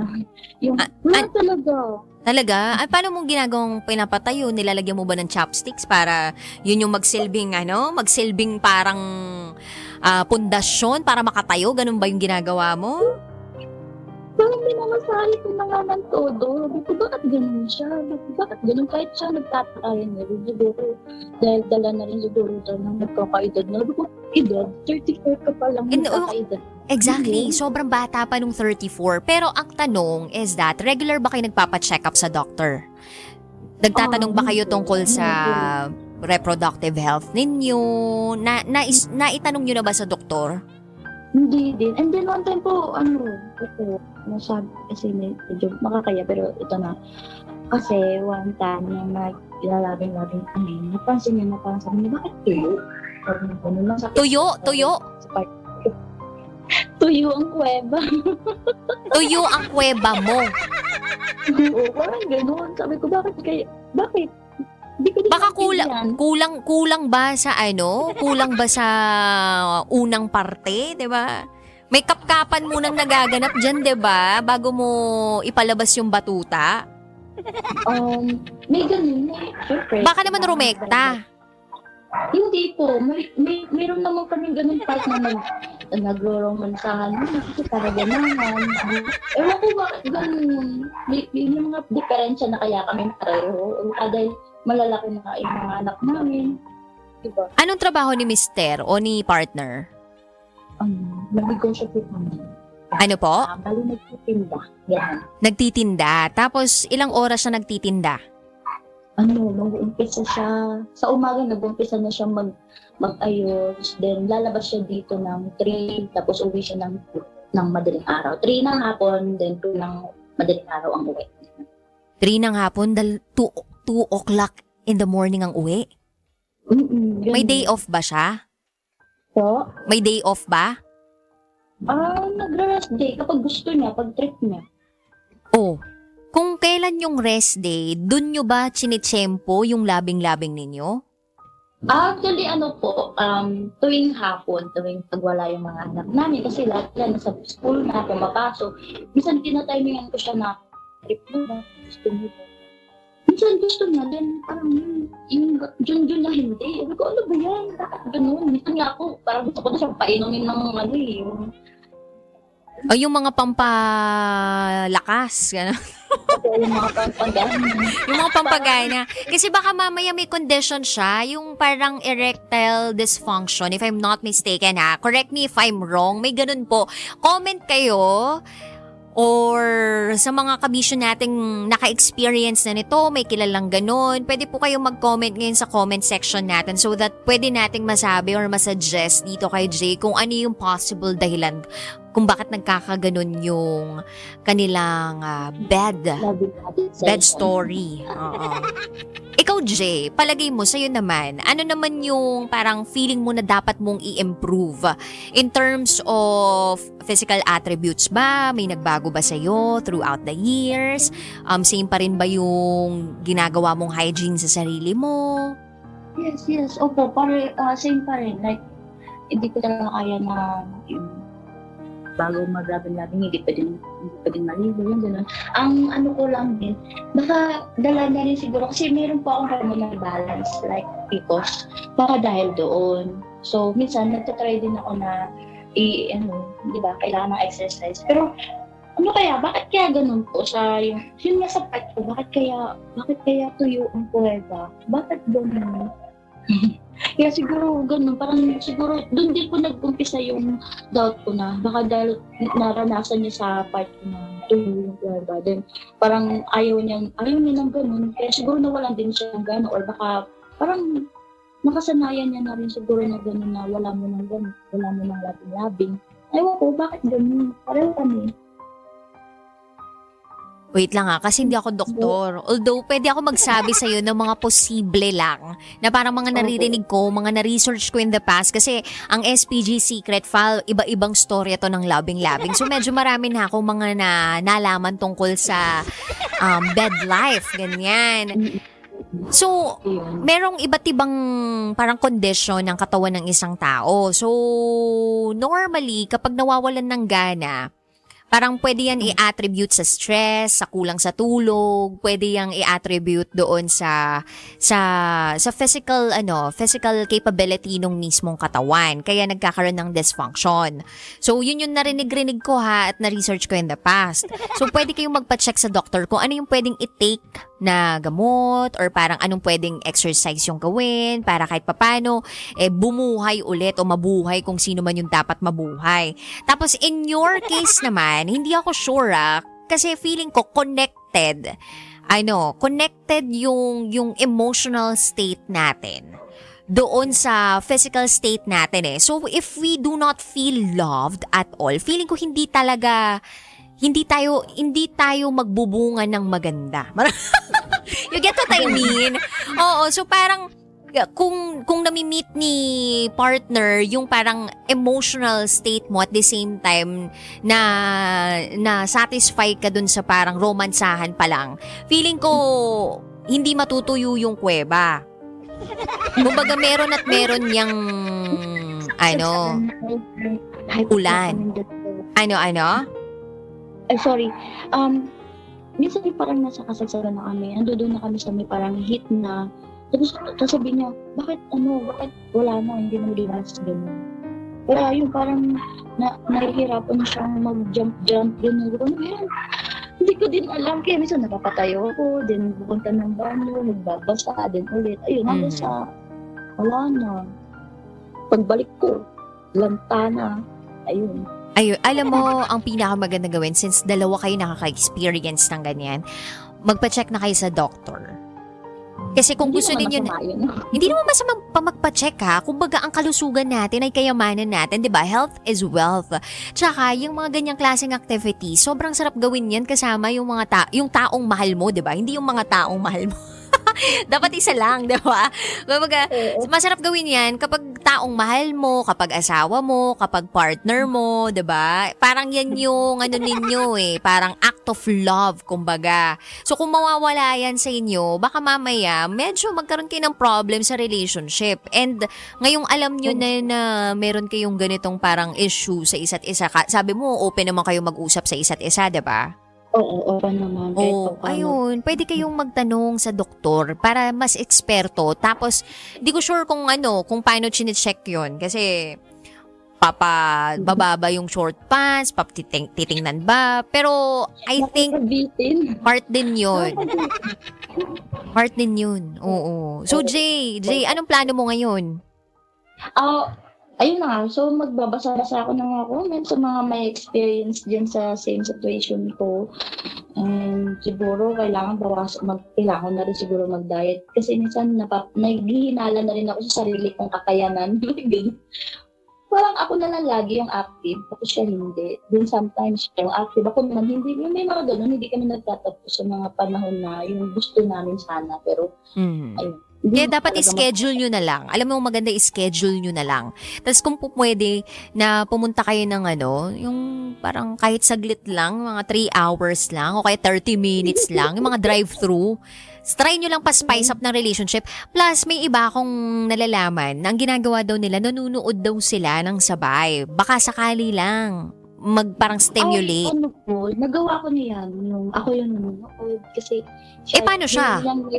May ganitong pagkakataon na ginaganahan siya, din ako hindi. So, tinatry ko, manunood ako ng para ganahan ako, para mapagbigyan siya. Kasi minsan na talaga siya yung mag-i-erect yung gano'n. So, sabi ko, sige, try ko.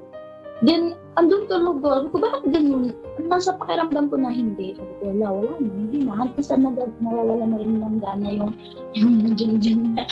Nakakatawa nga, nandun kami sa part na parang excited siya. Then ako naman yung biglang, nauudlot. Sabi ko, yung pangit sa pakiramdam. Parang hindi kayo nagtatagpo ng timeline saka ng stamina. Stamina din kasi yan, diba? Para dapat may lakas ka eh. Sa oras na malakas siya, dapat ikaw malakas ka din. So kung may lakas siya, sabi mo sa kanya, bigyan ka ng lakas. Ganon. O kaya baka kulang lang sa lakas. Pera pala kailangan. Try niya magbigay ng pera, baka mas ganahan ka palalo. Charot lang, Darot. Oy, pero okay na mag-research, but at the same time, magpa-check up din sa doktor. Kasi hindi lahat ng mga nare-research natin, yun yung condition natin as of the moment. Mas magandang sigurado kung magpapa-check up. Yan ang may bibigay naming payo. Kasi marami sa mga kabisyo ngayon, ang dami nilang sinasabi, like, yun nga, tulad ng pwede kayo manood, pwede kayong pumunta ng mot-mot, pwede kayong uminom ng gamot, o kung ano-ano. Pero para mas matumbok mong maigi, kung hindi na effective lahat ng mga pinagsabi-sabi namin ngayon, check up sa doktor. Check up. Oo. Okay? O kaya kung gusto mo, mamaya, pagdating ni mister, gawin mo, higa ka. Tapos lagyan mo ng icing yung sarili mo sa ibabaw. Okay, lagyan mo ng dahon-dahon, ganyan. Oo, kaya ano ka. Kung gusto mo mag-ano ka pa, mag-play ka ng mga songs na mga The One You Love, ganyan, mga Wildflower yung dating.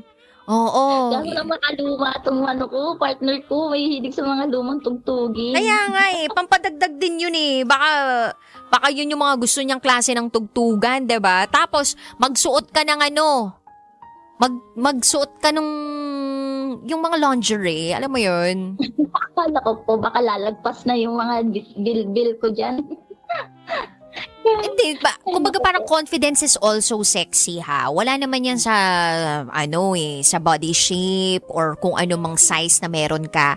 It is the confidence na meron ka na parang mas makikita ng tao na, uy, sexy to. Parang ganon. So, kung confident ka sa katawan mo, and at the same time gumagawa ka rin ng paraan para ma-maintain mo or mabawasan kung ano man yung gusto mong bawas-bawasan sa kain mo, sa katawan mo, then mas okay yun, 'di ba? Kasi syempre kahit papaano gusto naman natin na we look good para we feel good deep inside. Tsaka pag ganun yung nangyayari, mas attracted sa atin yung taong mahal natin, yung gusto natin, 'di ba? Oo nga, tama nga naman. Ayan. Naalala ko na yung gamot na pampagana yung robust pala, oo. Uy, nag-promote ka pa ha? Oo, lagi ko kasi naririnig yun. Oh, sa radyo, no? Pero nag-try kayo. Di pa nga, ito may friend ako, sabi niya, meron daw siyang ganung, may natira pa daw sila nung partner niya, ibibigay niya daw sa akin. Inaantay ko naman ibigay, wala pa. Oh, sige, try mo. Pag wala, sige, magbibigay ako ng kung magkano para makapag-drive-thru lang kayo. Mura lang yun. Merong 199 pesos dyan sa may Santa Mesa. Oh my God. Bahay na lang. Bahay na lang.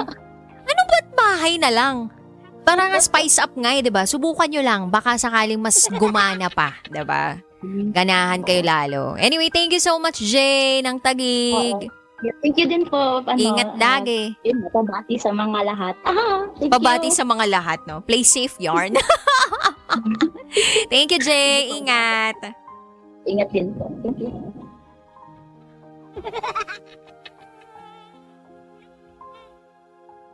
At yan nga po ang ating top secret sharer na si Jay from Taguig. Sana kahit papano, no, nakakuha naman siya ng idea kung paano ma-spice up yung bed life nila.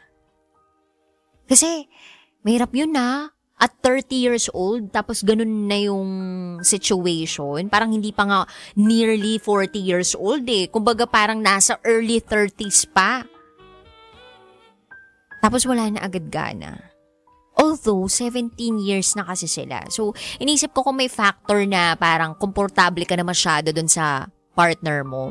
Or baka wala lang talagang spice. Or baka meron ngang condition na dapat ipacheck para magawa ng paraan. And wala pong masama sa pagpapacheck up ha. Hindi porke magpapacheck ka ng mattress mo o kaya magpapacheck up ka ng kung ano mang parte ng katawan mo na very private. Eh, ibig sabihin parang mas mababa ka na sa ibang tao. Alam mo, yung ganun ba? Tigil-tigilan po natin yung notion na parang nakakahiya kasi. Hindi. This is our body. We have to protect it. We have to take care of it. At kapag sinasabi natin, alagaan natin to, alagaan natin ng tama. Diba? Wala kang pang check up, pero maraming pang check in, diba? Pa-check up din pag may time. Hindi puro check in. Diba?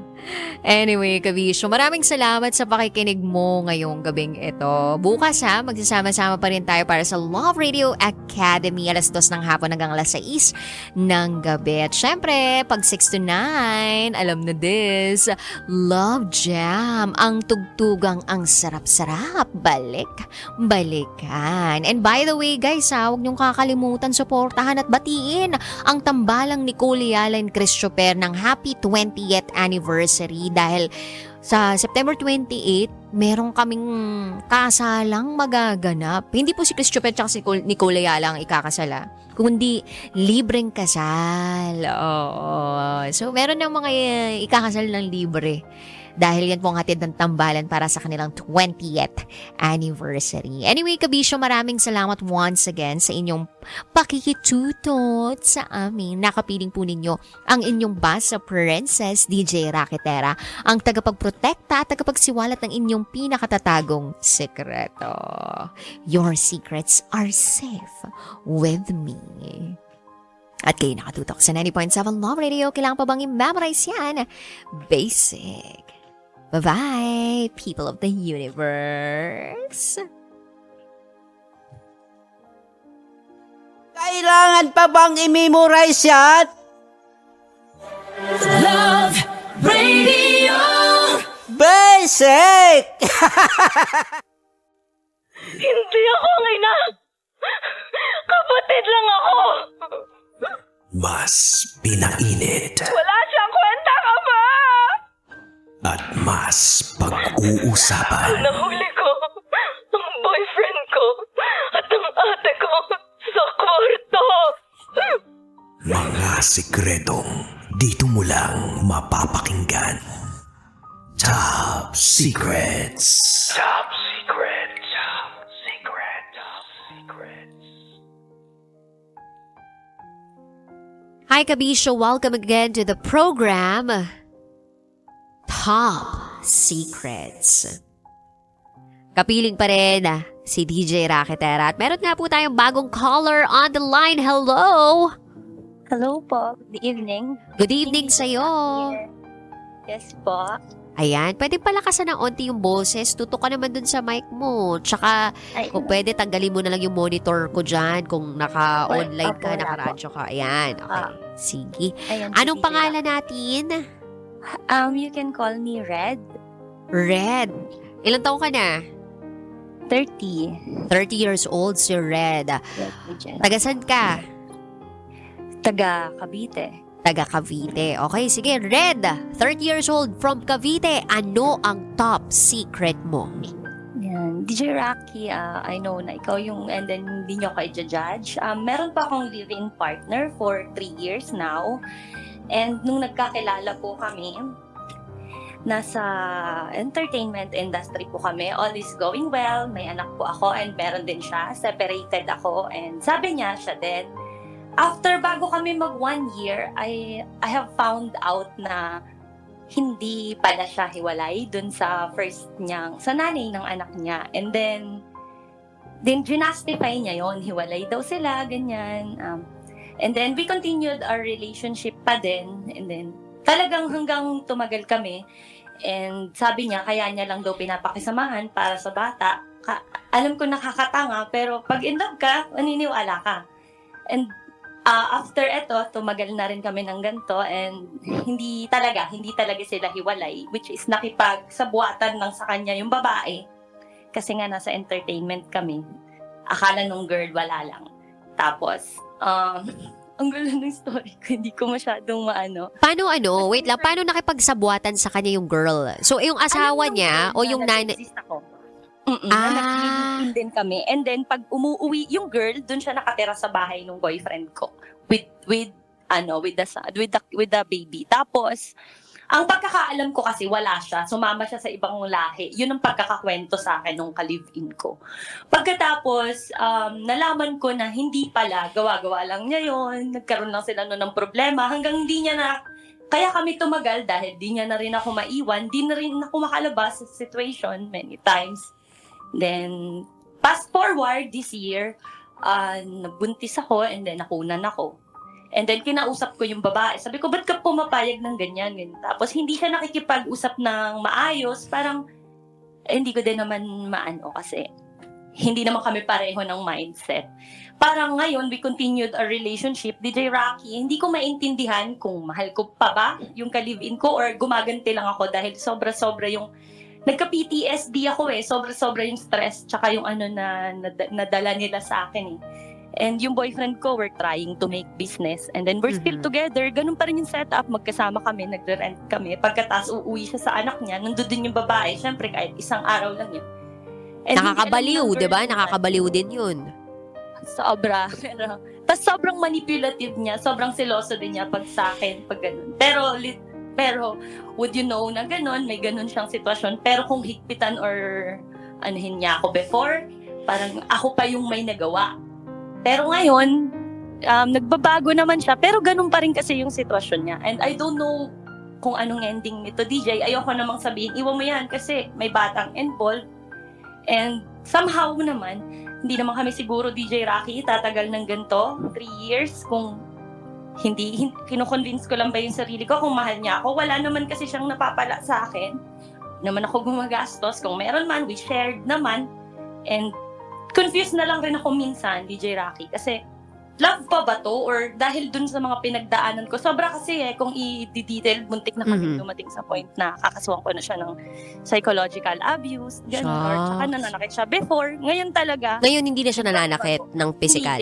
Hindi na talaga. Since na naghiwalay kami, tas naging okay ulit kami, despite ganun yung sitwasyon niya, the thing is, I cannot go out. And siguro, magaling. Magaling siya? Magaling sumayaw. Napakagaling namang kumaldag niyan. Pero yung PTSD mo ba, was it diagnosed by a professional? Diagnosed. Kasi, yes, DJ Rocky. Kasi gagamitin ko sana to against him. And then, habang pinoproseso ko yung kaso, why na kailangan dumating sa ganito? And then, hanggang naging okay kami. And then, ngayon, okay, magkasama kami. Kaya lang, ayun nga, same pa din situation. Hindi niya naman, naiintindihan ko naman na hindi niya po pwedeng iiwan yun. Kasi, may anak yun may anak siya doon. Ayun, maliit pa yun. At ang matindi nun, alam na nung nanay nung bata, diba? Kumbaga, sa ngayon, since nalaman mo na nga lahat, at alam din dun sa kabilang side, so parang yung dating ngayon ng kinakasama mo, ng live-in partner mo, wala na siya natatapakang tao kasi parehas naman, alam nyo na may ganyang existence, diba? Or, kilala nyo naman yung isa't isa eh. It's a matter of choice dun sa part niya eh. Pero ang tanong ko sa'yo, anong plano mo? Hindi ko din alam, DJ Rocky. Alam mo, minsan, ang nasa utak ko talaga, lagi kong pinagdadasal kay Lord na sana dumating yung panahon na mawala na lang yung feelings ko dito. Ang tagal na. It's been 3 years, kaya ko siyang tiisin. Kasi ako lagi nagdadala. I mean, paano ba nagdadala? Yung asikaso mo sa kanya, tapos yung decision making, he always seek for your advice bago siya magde-decide, lalo na sa career path. Parang siguro kaya na rin kami dumating sa gantong stage ng relationship is parang naging mother figure na din ako sa kanya, which is I enjoyed naman kasi he appreciates me naman. Kaya lang pala sa ngayon, DJ Rocky, kasi nung nagbuntis ako last month, nakunan lang ako nung May. Ang pagkakaalam ng babae, wala na kaming communication, hindi na kami okay. Tapos, ang pagkakaalam niya, nag-uusap na lang kami paminsan. Tapos, hindi alam ng girl na nakunan ako. Ang pagkakaalam niya, buntis ako hanggang ngayon. Hindi na, and then, parang ginagawa ko to kasi parang gusto kong ibalik sa kanya. Anong pakiramdam ng ikaw naman ngayon yung walang alam.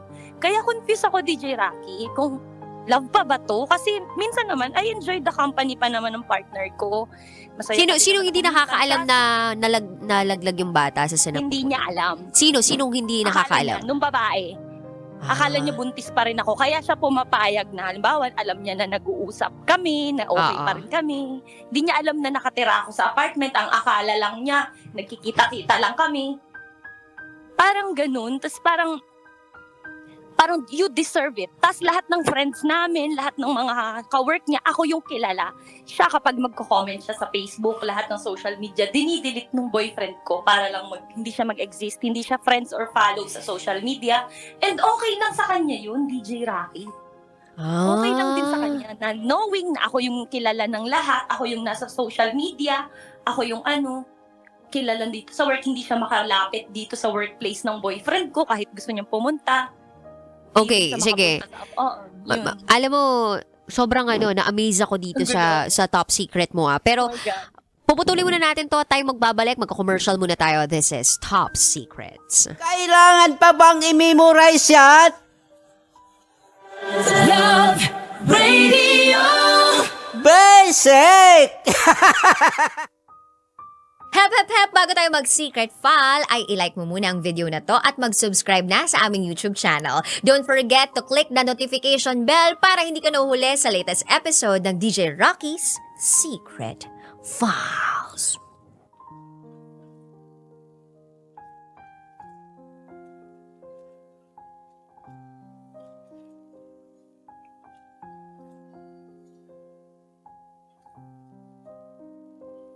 And now, it's time for DJ Rocky's Secret Files with Jello.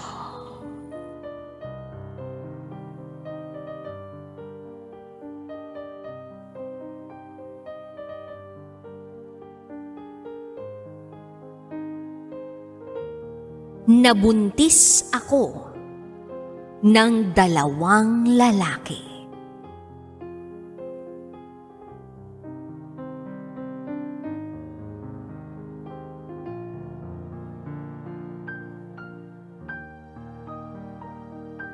Hi DJ Rocky and DJ Jello.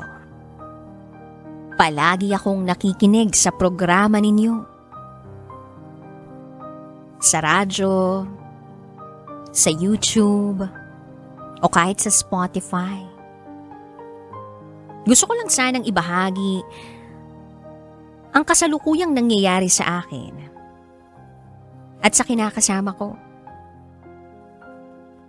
Hindi ko kasi alam kung paano ko ito susolusyonan. Baka sakaling mabigyan niyo ako ng payo at hindi mahusgahan. Itago niyo ako sa pangalang Clarice, 25 years old. At ito, ang aking secret file.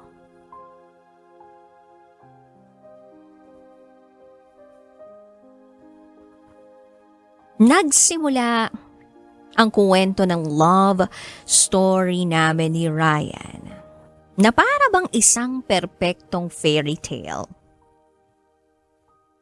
Nung college nakilala ko ang isang lalaking varsity player na may magandang ngiti at damang-dama ko ang kabaitan ng kanyang ugali. Itago natin siya sa pangalang Ryan. Sabi nga ng mga kaibigan ko, jackpot daw ako. Kasi itong si Ryan, bukod sa gwapo, matalino na, at family-oriented pa. Naging kami noong 3rd year college. At simula noon, parang wala nang ibang lalaki sa paningin ko. Paano ba naman kasi? Napaka-sweet ni Ryan. Siya yung tipo ng boyfriend na ihahatid ka sa bahay mo kahit ang layo-layo pa ng address ninyo. Ipagluluto ka kahit hindi naman siya ganun karunong. At palaging uunahin ang kaligayahan mo. Kaya lalo akong nahulog sa kanya. In love, kumbaga. Pagkatapos ng graduation, pareho kaming nakahanap ng trabaho. Habang busy kami sa career namin, patuloy naman ang relasyon namin.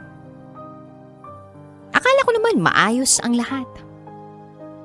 Hanggang isang gabi, habang nagbabrowse ako sa social media, may nakita akong litrato. Ang boyfriend kong si Ryan ay may kasamang ibang babae sa litratong ito. Magkalapit sila na parang kung hindi ko kilala si Ryan, iisipin kong jowa niya yung babaeng yun. Dahil dito nakaramdam ako ng ng kaba. The following morning, kinonfront ko si Ryan. Hindi siya makatingin sa mga mata ko. Ang dami kong mga tinanong sa kanya. Sino yun? Bakit close sila? Bakit wala siya nakukwento sa akin tungkol sa babaeng yun? Then umamin siya. Umamin siya na meron siyang babaeng nakilala sa trabaho. Simpleng kumustahan lang nung una. Hanggang sa nauwi. Sa pagkahulog ng loob sa isa't isa. Para akong pinagsakluban ng langit at lupa sa inamin niya sa akin. That time, I decided. Naiwan ko siya. Araw-araw umiiyak ako. Araw-araw nagmumukmuk ako. Araw-araw hindi ko mapigilan ang pagkamuhi o galit ko sa kanya.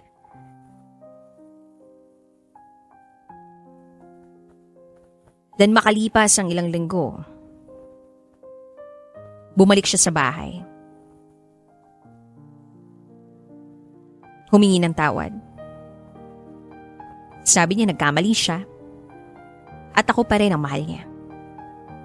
Kung pupwede, ayusin namin. He'll make it up to me. So, sinubukan ko.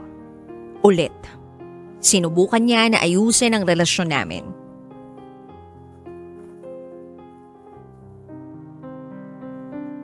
Tuloy ang buhay.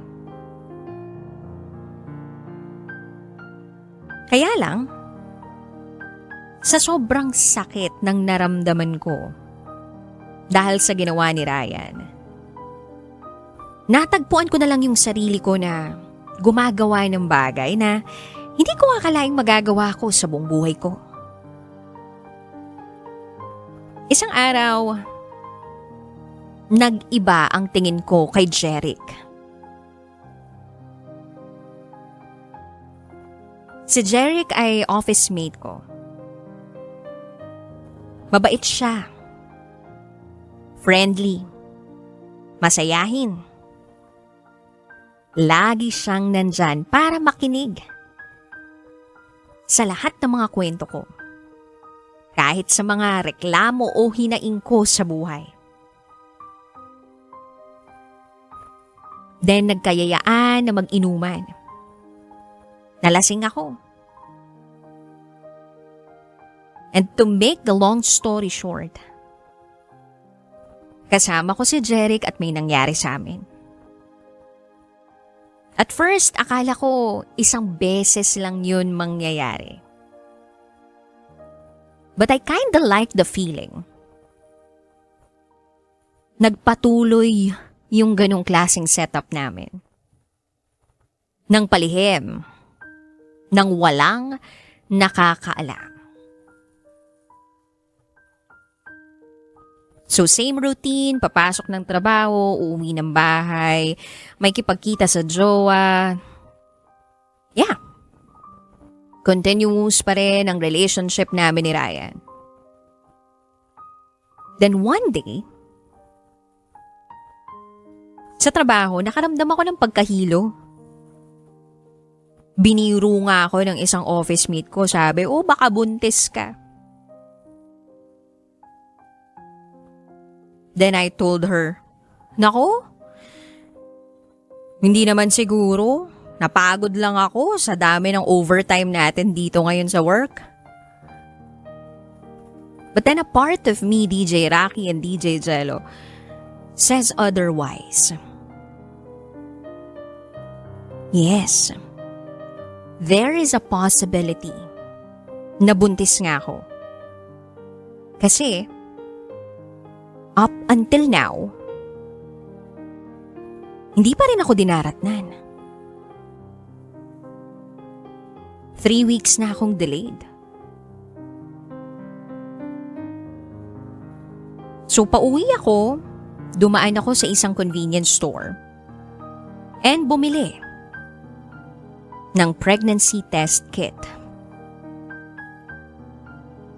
When I arrived home, dumiretso agad ako ng banyo at nag-PT ako. Ang resulta? Yes, positive. Napaisip ako. 2 lalaki? Nabuntis ako?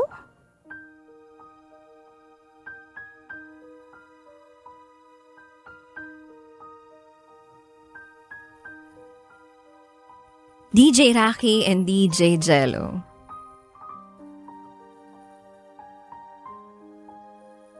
I was in a state of shock. Nandun ako sa estado ng pagkalito na parang ang lahat sa buhay ko ay magulo. Pero alam nyo? Alam ko naman sa sarili ko ang totoo.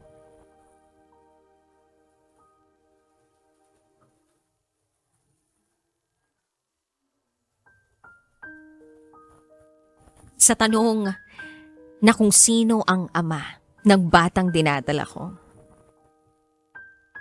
Si Ryan? Na bumalik sa buhay ko? At muling ipinaglaban ang relasyon namin o si Jeric na kaopisina ko? Na laging nandyan para sa akin.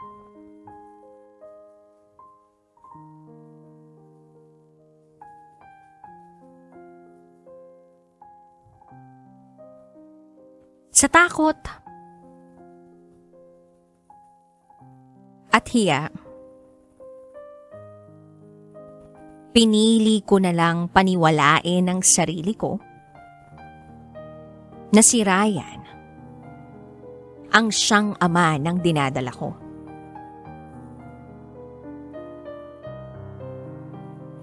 Oo, DJ Rocky and DJ Jello.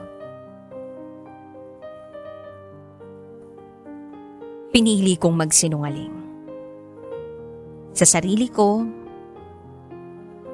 at sa mga taong nakapaligid sa akin. Sinabi ko kay Ryan na siya ang ama ng batang dinadala ko. Nung sinabi ko sa kanya na buntis ako, kitang-kita ko sa mga mata niya na masayang-masaya siya. Parang kumikislap pa ito, naiiyak sa sobrang tuwa. Na para bang handang-handa siyang panindigan ako. Na para bang burado na lahat ng mga kasalanang ginawa niya sa akin.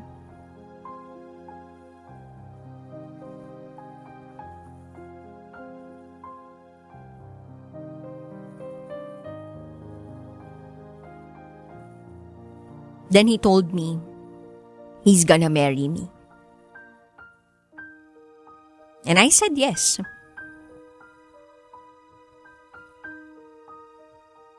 It wasn't even a question. When he told me na gusto niya akong pakasalan.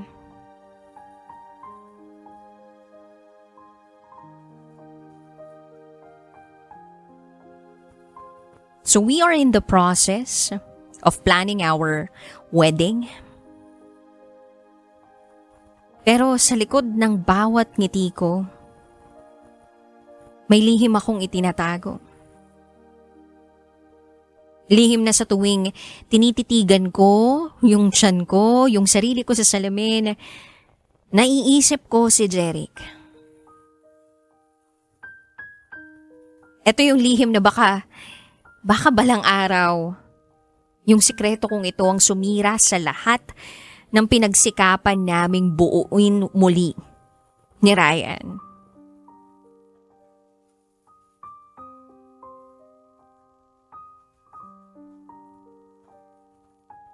Pakiramdam ko, this is the best way para maging kalmado lang ang lahat.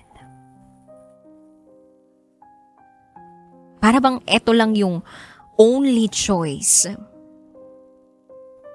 Para kalmado lang ang lahat. Para wala nang iba pang masaktan. Total, wala naman talagang namamagitan sa amin ni Jeric.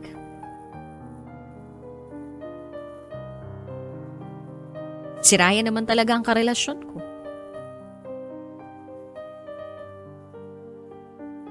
I don't know.